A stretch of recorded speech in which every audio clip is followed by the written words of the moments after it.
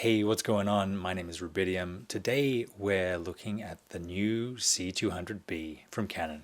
Now, a couple of months ago, Canon announced a new cinema camera, or two new cinema cameras, the C200 and C200B, that would fit between the C100, sort of wedding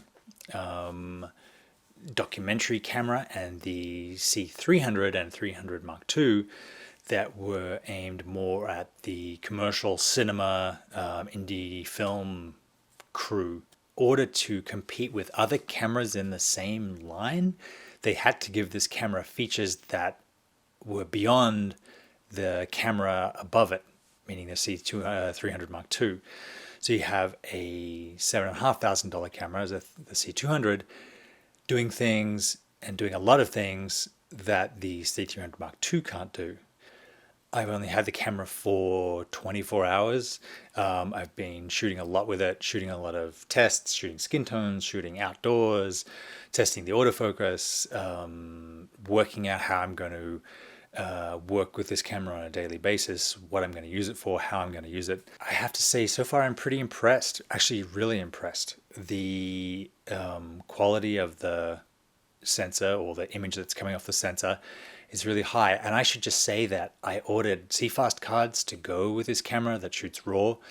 They have not arrived yet, so everything I've done so far, I've done either with an external recorder or with the inbuilt 420 MP4 files inside the camera that records the SD card.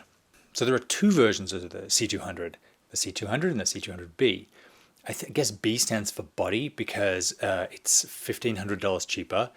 It doesn't have a viewfinder and it doesn't have an external screen. That is the one that I bought because I do a lot of vlogs with my camera, and I do a lot of high-end stuff with my camera. I don't do any real shoulder-mounted run-and-gun television stuff, or I haven't so far.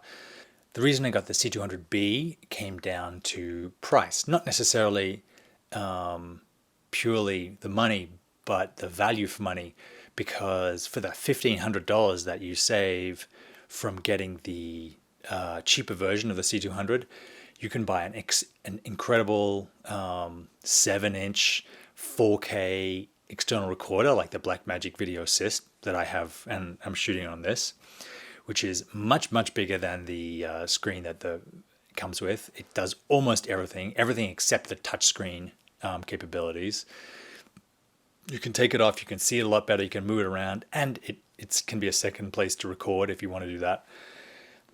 I got this one on a summer sale from Blackmagic for like $500. So once you get an even better screen than the one that Canon ships the C200 with, you still have $1,000 left to buy lenses, to buy mounts, to buy tripods, to buy top handles. I think I do need to get the top handle. I haven't found one that is compatible. I don't think they make one. Third-party makers like SmallRig haven't released much for the C line yet in the way that they have for other camera lines, but I think that'll change. All in all, the image coming off this camera is more than I need. Even for these kind of two camera parts, YouTube stuff, it's 4K, it's beautiful, it's C-Log 3, it's gradable, it's everything that I could want. The audio, as you can hear, is pretty great, going right into the camera body. I don't have weird little hands and flops and bits and pieces hanging off the camera when I don't want them. And all in all, it just makes for a better package. I think I'm glad that Canon decided to sell it this way. I think they were thinking that gimbals would be the main market for this, but the B is, in my opinion, a much better quality camera. I will have to do a second update of this once I get the CFast cards and start to mess around with the C-Log 2.